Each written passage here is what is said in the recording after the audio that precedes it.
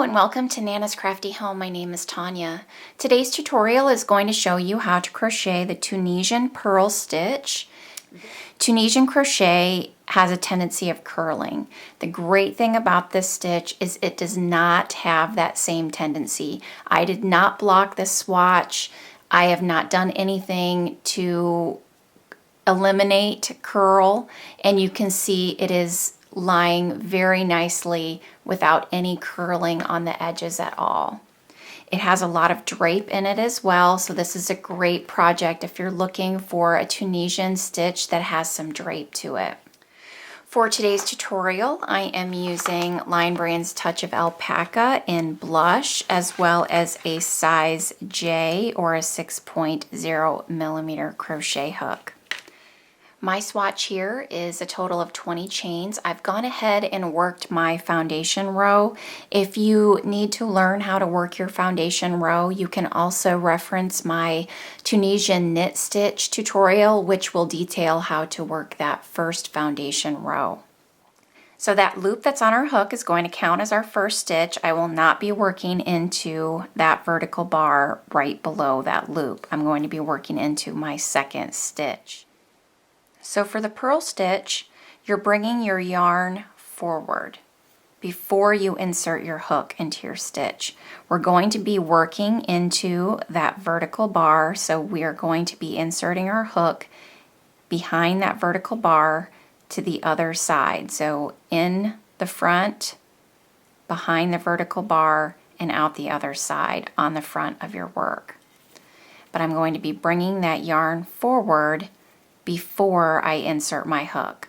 So I'm going to capture that yarn, insert my hook, and then I'm going to hold that yarn down,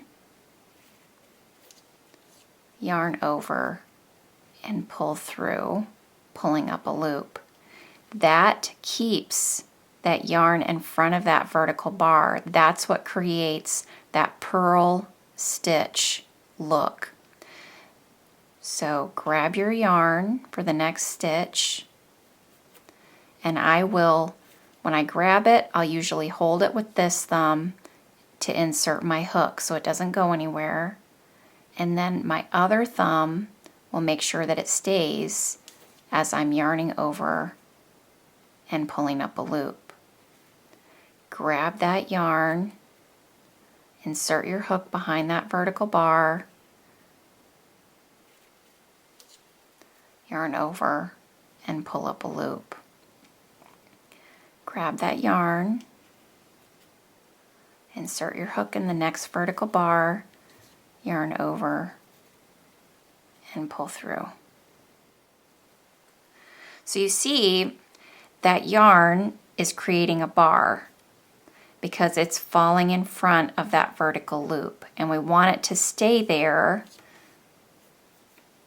So we hold it in place, yarn over, and pull up a loop. And so you can see, as I've worked these stitches, that bar is visible in front of that vertical bar. So grab that yarn, insert our hook, yarn over, and pull through.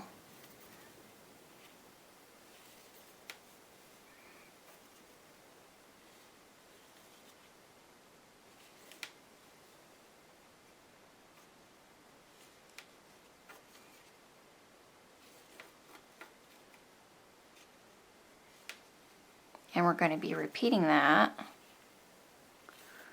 until we get to our last stitch.